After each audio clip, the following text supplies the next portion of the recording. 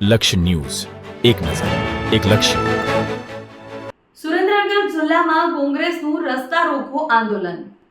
મતદાર યાદીમાંથી નામ કમી કરવાના મુદ્દે વિરોધ. પોલીસ કાર્યકર્તાઓની ટીંગાટોળી કરી ડિટેઇન કર્યા. સુરેન્દ્રનગર જિલ્લામાં આજે કોંગ્રેસ દ્વારા રસ્તા રોકો આંદોલન કરવામાં આવ્યું. મતદાર યાદીમાંથી ખોટી રીતે નામ કમી કરવાના આક્ષેપો સાથે આ વિરોધ પ્રદર્શન કરાયું, જેને કારણે થોડા સમય માટે ટ્રાફિક જામની સ્થિતિ સર્જાઈ હતી. કોંગ્રેસના આગેવાનોએ આક્ષેપ કર્યો કે મતદાર યાદી સુધારણા કાર્યક્રમ દરમિયાન ભાજપ અને તેમના એજન્ટો દ્વારા ફોર્મ નંબર 7નો દુરુપયોગ કરી હયાત અને હાજર મતદારોના નામ ખોટી રીતે કમી કરી અરજીઓ કરવામાં આવી. આ મામલે સુરેન્દ્રનગર જિલ્લા કોંગ્રેસે અગાઉ જિલ્લા કલેક્ટર અને જિલ્લા પોલીસ વડાને લેખિત રજૂઆત કરી. તેમણે અરજી કરતા સામે કાયદેસરની કાર્યવાહી અને ન્યાયિક તપાસની માંગણી કરી છે.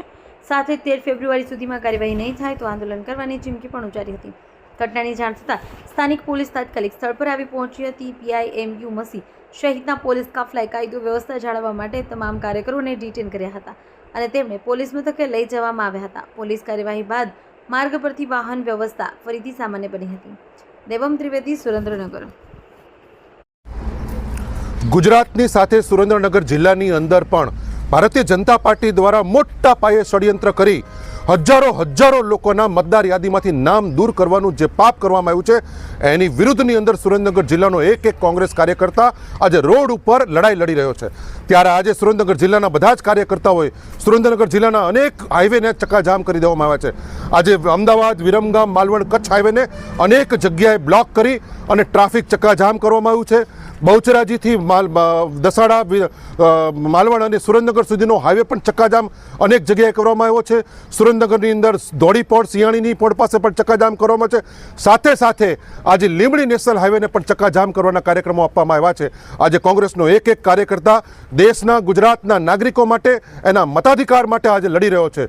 ચૂંટણી પંચ એ ભારતીય જનતા પાર્ટીના કાર્યકર તરીકે કામ કરી રહ્યો છે. જે લોકોએ ફોર્મ નંબર 7 બોગસ ભર્યા છે એની સામે આજે તંત્ર, પોલીસ કે ચૂંટણી પંચ કોઈ જ કાર્યવાહી કરવા તૈયાર નથી અને એક રીતે એમને છાવરવાનું કામ કરી રહ્યું છે. એને તો 10 વર્ષની જેલની સજા થાય એટલી ગંભીર જોગવાઈઓ હોવા છતાં હજી સુધી આજની તારીખમાં એક પણ FIR ફાટી નથી. અમે લોકોએ નામજોગ ફરિયાદો આપી છે કે આટલા લોકોએ આ લોકશાહીને લાંછન લગાડવાનું કામ કર્યું છે, લોકોના મતાધિકાર છીનવવાનું કામ કર્યું છે. એની સામે તમે FIR દાખલ કરો, પરંતુ હજી સુધી દાખલ કરી નથી. આજે અમને બજાણા પોલીસે સેંકડો અમારા કાર્યકર્તાઓને ડિટેન કરીને અમને પોલીસ સ્ટેશન લાવ્યા છે, પરંતુ અમે કોઈ પણ સંજોગોમાં ડરવાના નથી, અમે ચલિત થવાના નથી.